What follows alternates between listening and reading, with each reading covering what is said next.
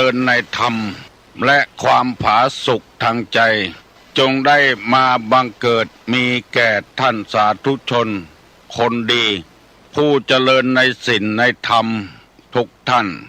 พร้อมกันนี้ขอยกมือ10 นิ้วกราบอาราธนาเอาคุณพระพุทธเจ้าคุณพระธรรมพระสงฆ์คุณพ่อคุณแม่คุณครูบาอาจารย์ผู้ประสิทธิ์ประสาทวิชาความรู้บุญศีลบุญทานสิ่งศักดิ์สิทธิ์ทั้งหลายอันมีพระสยามเทวาธิราชพระบรมธาตุดอยสุเทพและครูบาเจ้าศรีวิจัยเป็นต้นขอได้โปรดมาอภิบาลปกปักรักษาพระสงฆ์พระเจ้าพระเนนเถนน้อยและท่านผู้รับฟังรายการทุกคนทุกท่านเพื่อปากันมีความสุขกายสุขใจเหมือนกันทุกตนทุกองค์ทุกผู้ทุกคนตลอดกาลนานมาแถมแล้วเนอเสียงก้องเสียงกองเสียงมองต่ำเข้าเสียงตุเจ้าเทศนาธรรมมาเยี่ยมมาใจท่านสาธุชนคนดีตั้งหลายถึงบ้านถึงจองเพื่อเอาธรรมะแบบรากหญ้าแบบธรรมดามาฮือพ่อแม่พี่น้องตั้งหลายฟังก่อนที่จะได้ฟังนี้ขอเชิญชวนมวลพุทธบริษัททั้งหลายไหว้พระเหมือนกับนักมวยไหว้ครูระลึกถึงครูบาอาจารย์ก่อนผู้ที่ไปแสวงหาสัจธรรม4 อสงไขยปลายแสนมหากัปและ10 ชาติปางสุดท้ายได้เกิดมาเป็นพญาเวสสันตละตาล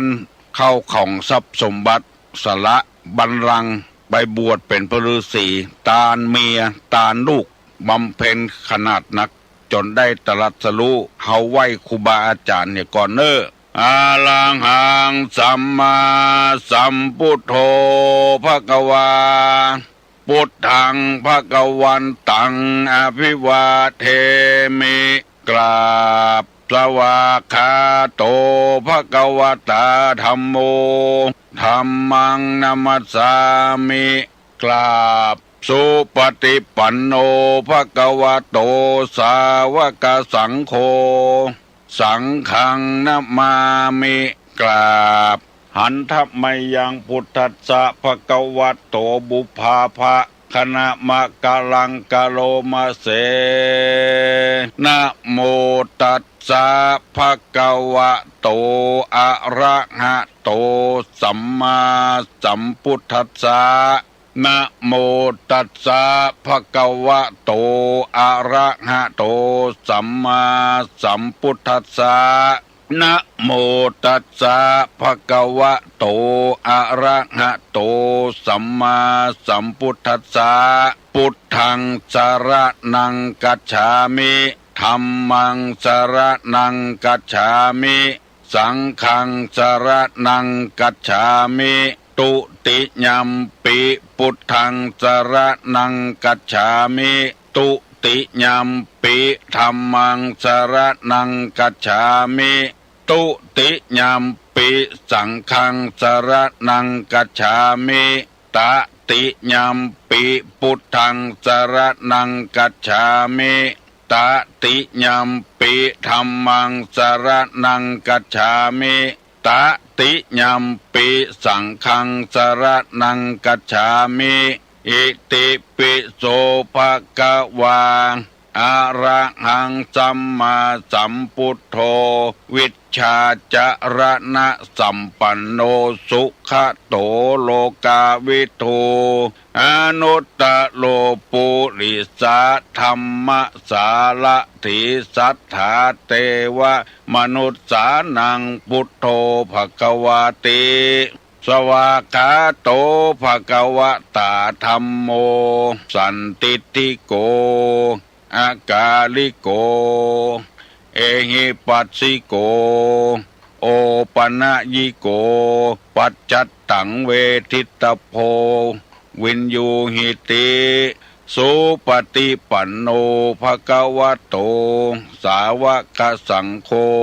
อุจุปฏิปันโนภะคะวะโตสาวกสังโฆ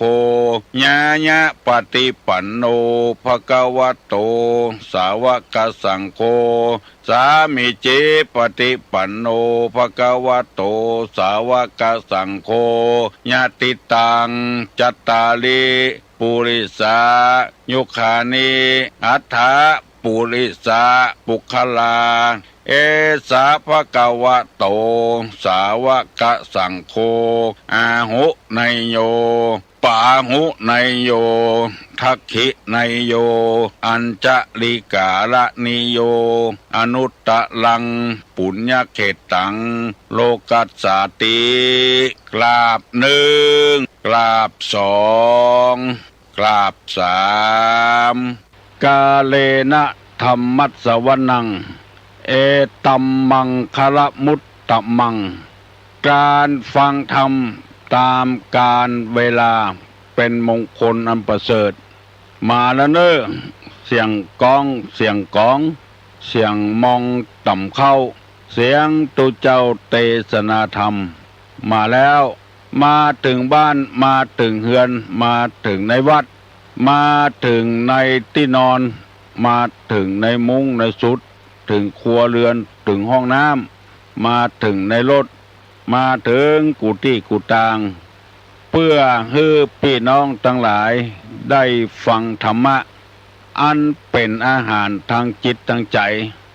ตุลุงจะได้ย้ำแถมคำหนึ่งว่าอาหารก็ดีน้ำก็ดีข้าวก็ดีลมหายใจทุกวันนี้ก็ดีอันนี้เป็นอาหารทางร่างกายเฮาได้กินเข้าไปทุกวันบัดเดียวนี้กินเปี่ยวเมื่อค่ำเมื่อคืนปุ่นพอดึกพอดื่นตีหนึ่งตีสองก็มีอาหารกินบ้านเฮาเมืองเฮาบ่เดือดร้อนบ่มีภัยกั้นตายอันนี้เป็นอาหารบำรุงร่างกายความรู้ต่างๆที่เปิ้นมีโรงเรียนอนุบาลโรงเรียนประถมมัธยมตลอดถึงปวสปวช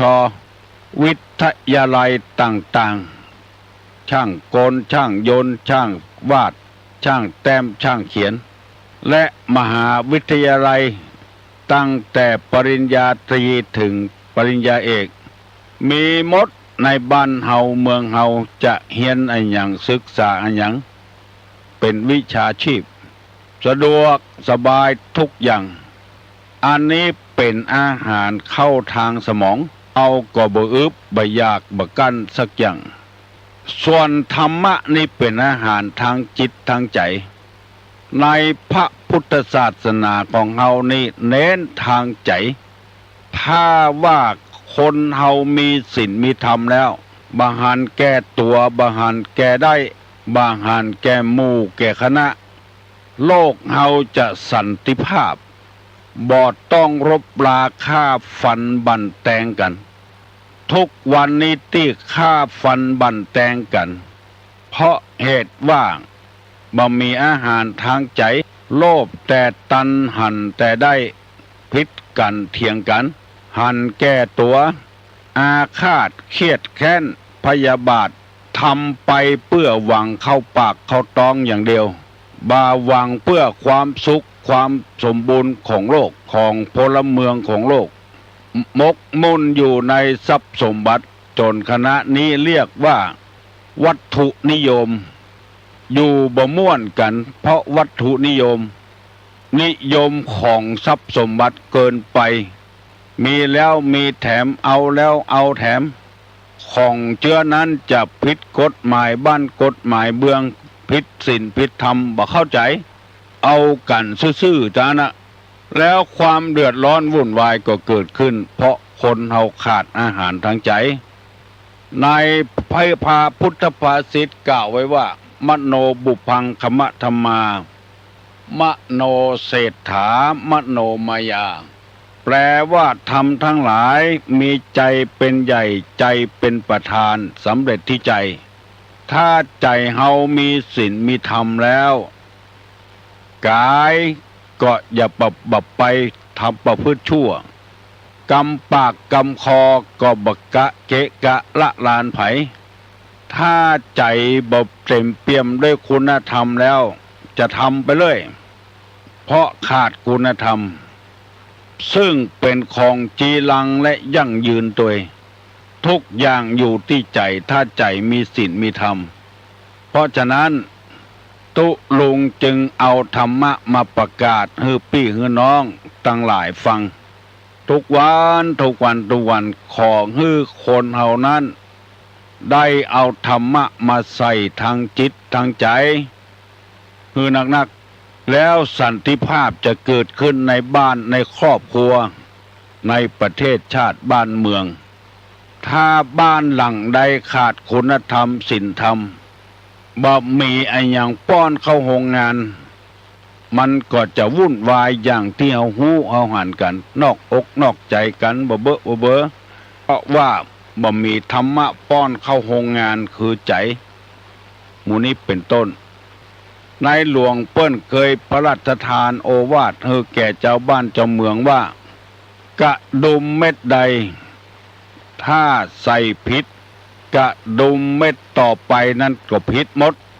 หมายความว่าถ้ากึดใจเนี่ยบดีแล้วมันก็บดีไปหมดถ้ากึดใจว่าจะทำดีเหมือนกับกระดุมเม็ดแรกมันถูกมันก็ถูกต้องไปหมดวันนี้จึงได้นำเอาธรรมะมาเสนอให้พี่น้องทั้งหลายฟังแถมครั้งหนึ่งเคยมีคนโทรศัพท์มาถามว่าขอให้ตุลุงเล่าเรื่องเศรษฐีขี้จิแล้วไปตายไปเกิดเป็นหมาก็เพราะใจมันขี้จิใจมันตนีแล้วไปเกิดเป็นหมาเฝ้าทรัพย์สมบัติตัวเองนิยายธรรมะเรื่องนี้ชื่อว่าโตไทยพราหมณ์เกิดมาท่ามกลางพ่อแม่ที่มีทรัพย์สมบัติมหาศาลแล้วพ่อแม่บ่กินบ่ทานสักอย่างแม่ตายไปก่อนเหลือกับพ่อจะกินกัวผานจะตานกัวเสี่ยงมีถลายคำอันหนึ่งเปิ้นห้องถลายมันจะเป็นธาตุนี่ก็ถลาดธาตุทองคำจะเอาฮื้อไผ่กัวเปิ้นหูเอาไปฝังไว้ปรากฏว่าภายหลังโตไทยพราหมณ์นี่ตายแล้วไปเกิดเป็นหมาแล้วอยู่กับลูกสาวของตัวเองหมานั้นก็หูกำจำเนี่ยยังก็เนี่ยได้หมดตามนิสัยของหมาปกติหมานี่เปิ้นจะเห่าจะคางงงหมาตัวนี้ห้องบ่เหมือนเปิ้นห้องงืดห้องตึงวันเจ้าของหมาอันเป็นลูกในอดีตเมื่อเป็นคนก็ห้องอยู่หั่นน่ะก็เลยถามบ้างมาเฮ้ยไปห้องอย่างจังอันเป็นจะใดมันก็ห้องงึดออกนอกบ้านไปเจ้าของก็ไปตยไปเข้าไปถึงที่หลุมฝังถาดไว้เอาติ่นเข้าเคลียคดยังเขาหันมาคดหูเนี่ยคดดมเจ้าของมาก็ว่าไอ้อย่างมีสักอย่างกล้าล่นไปเอาเสียมปิกมาขุดลงเป็นไปได้ถลายคำขึ้นมาเอามาไว้แล้วหมาตัวนั้นก็ตายอกแตกตายเลยมันห่วงทรัพย์สมบัติของมันอันนี้มีคนโทรศัพท์มาถามตุลุงก็เลยเล่าให้ฟังใจเพราะจิตใจยังห่วงอะไรทรัพย์สมบัติเก่าของตนตายไปเกิดเป็นงูก็มีเฝ้าทรัพย์สมบัติตัวเก่ามาไปที่ไหนมีคนปะกันบ่อยๆเพราะว่าเฝ้าทรัพย์สมบัติของตัวเองมิจฉาวณิชชาคือขายครัวที่บ่เป็นประโยชน์ที่จะเดือดร้อนในพระพุทธศาสนาเปิ้นว่ามิจฉาวณิชชาวณิชชานี่คือค้าขายมิจฉานี่ของบดีในฐานะที่เราเป็นชาวพุทธอยากจะให้ใสสะอาดขายไอ้อย่างพ่องที่มันบดีเมื่อตะวานี่ตอบไปได้3 กรรม 1. ค้าขายมนุษย์ 2. ค้าขายยาพิษ 3. ค้าขายสัตราอาวุธข้อที่ 4นี้ค้าขายยาเสพติดของเมา ของดื่มของเมาห้านี้ค้าขายสัตว์ที่เปิ้นจะเอาไปฆ่ามีห้าข้อด้วยกัน เพราะลูกสาวเปิ้นต้องการให้ฟังแล้วจะเอาไปตอบในโรงเรียนมีห้าข้อด้วยกันเอาคนไปขายค้าขายมนุษย์ค้าขายยาพิษต่างๆที่กินเข้าไปสาบเข้าไปแล้วตายค้าขายสตรางอาวุธขายหอกขายดาบขายปืนค้าขายของมึนเมามีสุรายาเมาค้าขายสัตว์ที่เปิ้นอย่าไปฆ่าในฐานะที่เป็นเฮาชาวพุทธควรงดเว้นขายห้าอย่างนี้เพราะแต่ละอย่างนั้นมันเป็นพิษเป็นภัย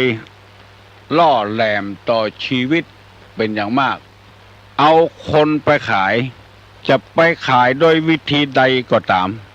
ขายคนต่างด้าวเอามาขายต่อเอาคนบ้านเฮาจุเอาไปซาอุดิอาระเบียเอาไปจอร์แดนเอาไปที่ต่างๆไปถึงแล้วมามีงานเปิ้นทำจุเปิ้นเอาไปว้าเวอยู่ในบ้านเมืองเปิ้นอันนี้เปิ้นบอกว่าเป็นบาปเป็นกรรมอันหนักลองคิดใจกวยถ้าเปิ้นเนี่ยให้เฮาเชื่ออันแล้วเฮาจะเป็นใจเป็นเชื่อใดพ่องจะว่าเวอยู่ในต่างประเทศบ้านเปิ้นเมืองเปิ้นไปถามไผอู้ก็บ่ฮู้เรื่องอันยังมีที่ไหนก็บ่ฮู้เรื่องว่าเวอยู่ต่างบ้านต่างจองบุคคลคนนี้ถ้าทำเจออี้ได้จะฆ่าลูกได้ฆ่าเมียได้ฆ่าพ่อฆ่าแม่ได้กาขายมนุษย์หรือจุละอ่อนไปขายไปบำรุงคนที่มีกามารมณ์รุนแรงขายไม่ย่าไม่ยิงหมู่นี้เป็นต้นอันนี้เป็นค้าขายมนุษย์ทั้งนั้นในฐานะที่เขาเป็นเจ้าพุทธเปิ้นบอกว่าอาชีพที่เป็นมิจฉาชีพมาควรที่จะดีทำอาชีพทุจริตเดือดร้อนลองคิดใจดีๆเนอะบางคนก็บ่เคยได้ยินกำเพื่อนะบอกว่ากินหัวคิ้วหัวเคิวนี่ก็แม่นกันหมดอะกาขายมนุษย์หมดกินแห้งเพิ่นตัวบ่ได้ออกบ่าออกแหงใจสมองทุจริตอย่างเดียวขอฮื้อได้สตางค์เป็นดีกันบุคคลที่เฮาขายไปแล้วจะทุกข์จะยากจะลำบากลำบนเต้าใดถ้าเปิ้นจุเอาลูกเฮาไปขายเฮาจะเจ็บใจก็เฮาจะม่วนใจก็เฮาบ่ได้กึดลองเป็นลูกเฮาหลานเฮาหรือว่าจุเมียเฮาละจากเฮาไปมันจะว้าเวขนาดไหนบุคคลจำพวกนี้เปิ้นว่าคบหาสมาคมบ่ได้มุ่งแต่จะเอาเงินอย่างเดียวมันหมดในชาตินี้กินชาตินี้ก็หมดชาตินี้สองสตราอาวุธตั้งแต่ลูกปืนและปืนหมู่นี้เอาไปฟันอย่างก็บ่ได้นอกจากเอาไปยิงกันเอาไปล่าสัตว์ตายเอาชีวิตปิดชีวิตเปิ้นเพื่อเอาร่างกายเปิ้นมาใจยิงกันฆ่ากันเดือดร้อนตึงวันก็เพราะมีคนขายอาวุธขายมีดที่เอาใจเนี่ยการมุยที่เอาใจเนี่ยการอันนี้คงจะบ่เป็นหยังมีดแถมอย่างสปาร์ตาการอย่างกานี่มันเอาใจกันยังบ่ได้นอกจากจะไล่ฟันกันอย่างเดียวอันนี้เปิ้นว่าเฮาบ่ควรเอามาก้ามาขายมีดขายอาวุธที่ฆ่ากันหนึ่งขายมนุษย์สองขายสตรางอาวุธสามขายยาพิษที่กินเข้าไปดมเข้าไปแล้วมีอันตรายปิดชีวิตคนไปถูกยาพิษเนี่ยแล้วตายกับตายในฐานะที่เขาเป็นชาวพุทธเปิ้นก็ว่าบดีเอามาขายมันจะทำให้ค คนได้พรากจากกันอยู่ดีๆไปถูกยาพิษตายมาว่ายานั้นจะเป็นยาเบื่อคนกะเบื่อสัตว์กะเบื่อปู่เบื่อป่าก็ตามถ้าเราเป็นชาวพุทธที่เคร่งครัดต่อศีลต่อธรรมบอดดีเอามาขายแล้วมีแถมอันหนึ่งเรียกว่าขายสุรายาเมากินไปแล้วมันมาสร้างสรรค์หัวกินก็มาเดือดร้อนกับเมียกินก็เดือดร้อนกับลูกกับเต้าตุเจ้ากินแถมซ้ำให้คุณงามความดีที่ทำมาสร้างวัดสร้างวาหมดลึงตุเจ้าเมาเหล้ากินเหล้าบ่ฮู้เรื่องฮู้ราวอย่างสักอย่างสเปะสปะอยู่ในวัดหันจ้างตัวเต้างูหันงูตัวเต้าจ้างกินเข้าไปแล้วเพ้อสติทำให้สติขาดเป็นคนฮึกเหิมเป็นคนปากกล้ากลางแข็งไปสอนมาได้เพราะว่าน้ำเหล้ามันสึ่งเข้าในสมองเราถึงจิตถึงใจเพื่อเขาเป็นดีสดายคนจัดดีไปเป็นทาสของน้ำเหล้าไปเห็นแล้วเพราะมีคนเอาไปขายตุลงไปหันวัดหนึ่งเปิ้นมีการอบรมศีลธรรมกันเปิ้นปัดปั่นกันไปนุ่งขาวห่มขาวเพื่อเปิ้นนิมนต์ตุลุงไปเทศโอ้เทศได้ดีวันนั้นเกือบ2 ชั่วโมงแล้วเปิ้นมีกิจกรรมอย่างต่างๆที่จะต้องทำแถมเฮาก็เลยลาเปิ้นมาก่อนพอออกประตูวัดมาเอาเหี่ยแล้วตั้งโต๊ะขายเหล้าซุ่มกะหันเป็น10ป่ายเปิ้นไปฟังเทศบ่ไปนั่งแวดวงเหล้าแมะกำแพงวัดหั่นละอันยังเป็นลำเป็นเรือมันบ่มีอาชีพที่จะต้องทำนะกะมันน่าละอายเฮือตัวเก่าน่าละอายเฮือเจ้าหมู่ไผก็ไปวันนั้นไปปะใส่ร้านเหล้าตุลงว่าต้องพิจารณาเหี่ยก่อนมันอาจจะได้สตางค์ละเพราะว่าขายดีอะเพราะว่าวันนั้นบ่เปิ้นบ่ขายลูกจิ้นขายปลาบึกขายจิ้นทอดอะไรอย่างกันแต่บ่มีเหล้าแต่ร้านนั้นขายดีเป็นชาวพุทธแล้วบอกควรทำเจืออันมันหมดท่าไปเห็นบ่ตกบ่เสี่ยงตลอดถึงยาบ้ายาเมาอย่างต่างๆที่เขาขายกันถึงวันเนี้ยมุ่งแต่จะได้เงินอย่างเดียวพอเปิ้นจับได้ยับได้ถูกข้องถูกขังก็อ้อนวอนขอความเป็นธรรมเตอะบ่เคยทำกำเตื้อครั้งนี้เป็นครั้งแรกศาสนาเฮานี่ตามเสรีภาพแต่ต้องพิจารณาให้ก่อนถ้าบ่มีกฎหมายบ้านกฎหมายเมืองเห็นแล้วคนเขาจะทำไปเลยเตื้อก็เป็นเจ้าเป็นนายเป็นคนหูคนหลวกแต่จิตใจนี่บ่หูบ่หลวกไปเหียไปอยู่ที่ไหนก็เมนโอเมนทราบคนเล่าหน้าจากขวัญกันยิ่งเป็นตุเจ้าพนายไปเนี่ยจะอ่านแถมซ้ำหายเพราะคนขายมันขายน้ำเหล้ากินแล้วมันบ่สร้างสรรค์กินแล้วมีแต่ทำลายบั่นทอนชีวิตของคนเกิดโรคภัยไข้เจ็บติฉินนินทาผัวเมียพิษหัวกันอันสุดท้ายฆ่าสัตว์ที่เปิ้นจะเอาไปฆ่าโหอยู่ว่าเปิ้นจะเอาไปฆ่าแล้วเอามาขายเข้าโรงงานมีเปรอะเปเตอรวยแต่หาความสุขบ่ได้ปลายหลังมาพอเฒ่าแก่น้อยเต็มไปด้วยโรคภัยไข้เจ็บเงินที่ขายงัวขายควายขายชีวิตเพิ่นไปฆ่าเอามายาตัวเห็นติ๊กโรคภัยไข้เจ็บมาเบียดเบียนเพราะฉะนั้นในฐานะที่เฮาเป็นชาวพุทธเป็นพุทธบริษัทเป็นลูกของพระเจ้าแผ่นดินลูกของพระพุทธเจ้า บ่สมควรอย่างยิ่งที่จะกล้าขายสิ่งห้าอย่างนี้วันนี้ได้เอากำตีปอกออกเปิ้นโทรศัพท์มาถามฮื้อตุลุงอธิบายไปเรียบร้อยกูอย่างแล้วเนอะเพื่อฮื้อญาติฮื้อโยมได้มีความเข้าใจไปนับได้นับก้านับได้นับขายของบดีเอาไปฮื้อเปิ้นของดีเอาฮื้อตัวถ้าคนเขาตายไปอย่างโมดในโลกนี้เขาจะอยู่จะได้ถึงวันนี้จำเป็นจะต้องอาศัยพลโลกเปิ้นก็เปิ้งอาศัยเฮาก็อาศัยเปิ้นคนยะให้ใส่สวนก็อุ่นใจขายคนขายก็เปิ้งคนยะให้ใส่สวนเอาผักเอาไม้ในให้ในสวนเปิ้นประขายเอากินกำไรคือมีจิตใจเที่ยงตรงเที่ยงธรรม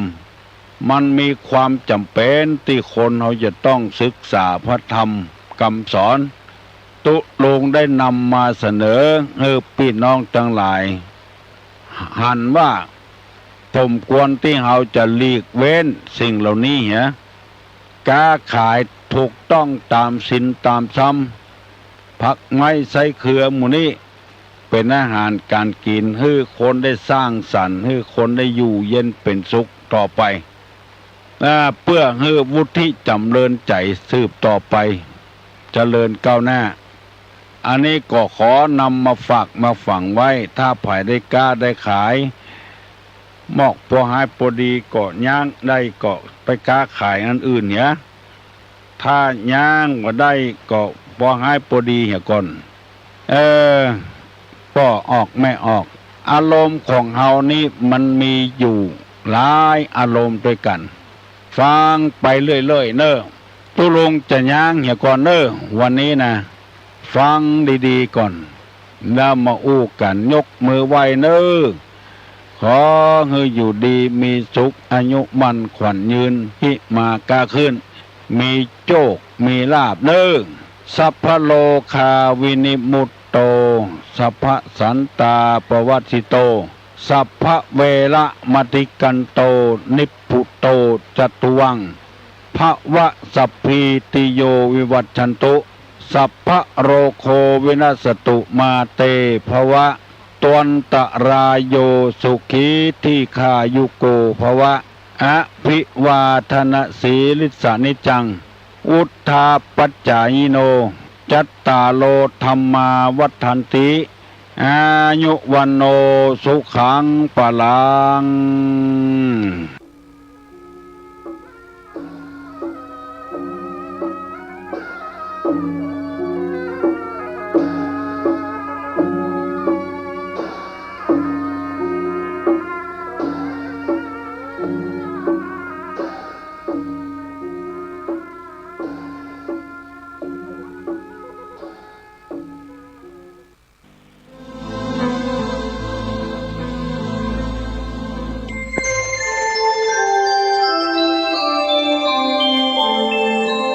ขณะนี้ท่านกำลังฟังสถานีวิทยุกระจายเสียง FM 104.5 เมกะเฮิรตซ์อำเภอฝางต่อจากนี้ไปขอเชิญท่านรับฟังรายการธรรมประทีปสองทางดำเนินรายการโดยหลวงพ่อพระโกสุจิตานุรักษ์หลวงพ่อเจ้าคณะอำเภอฝาง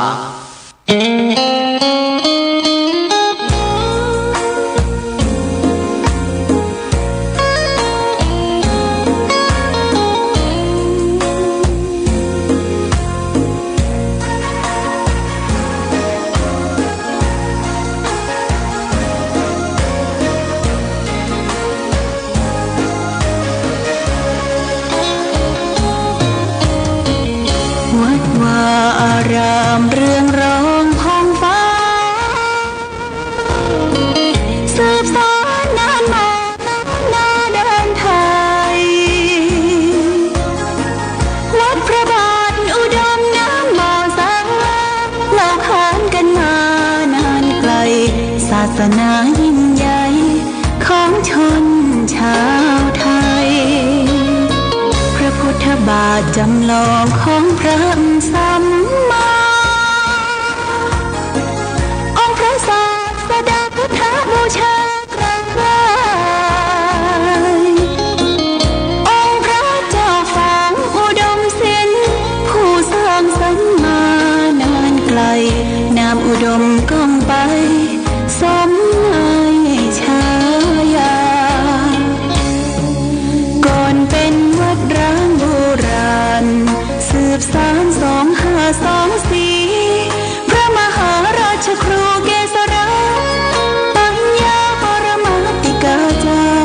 จากวัดดับภัยเชียงใหม่สืบสานเวลาผ่าน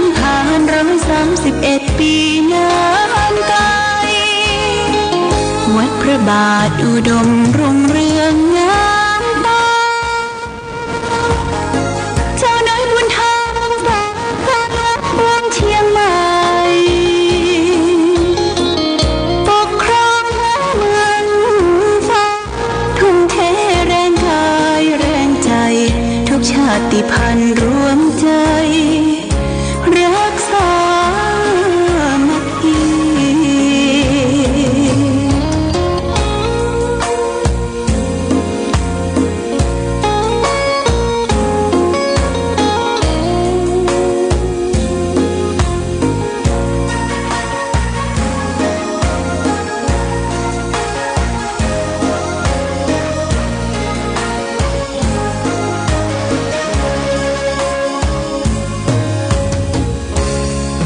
ก่อนเป็นวัดร้างโบราณสืบสาน2524พระมหาราชครูเกษราปัญญาปรมาติกาจารย์จากวัดดับภัยเชียงใหม่สืบสานเวลาผ่าน131 ปีนานไกลวัดพระบาทอุดมรุ่งเรืองงามตาเจ้าน้อยบุญธรรมสร้างเมืองเชียงใหม่ปกครองเมืองฟ้าทุ่มเทแรงกายแรงใจทุกชาติพันธุ์รวมใจรักษามัคคี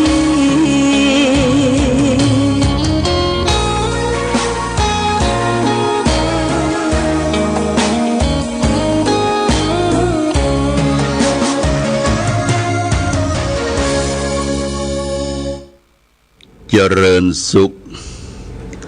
ศรัทธาสาธุชน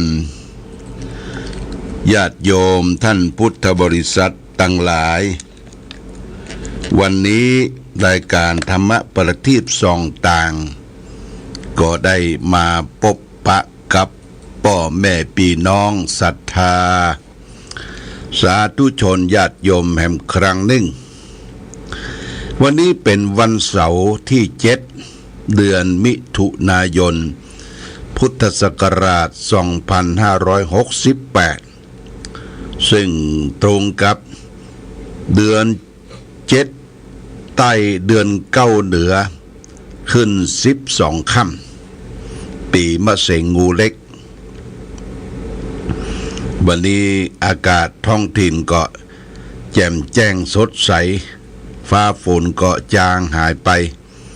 ก็ทำทีทำท่าว่าจะตกลงมานะต่างกรมอุตุนิยมบอกว่าจะมีฟ้าฝนเกิดขึ้นในโซนทางภาคเหนือเราก็ต้องระมัดระวังเรื่องฟ้าฝนตกลงมาในการเดินต้า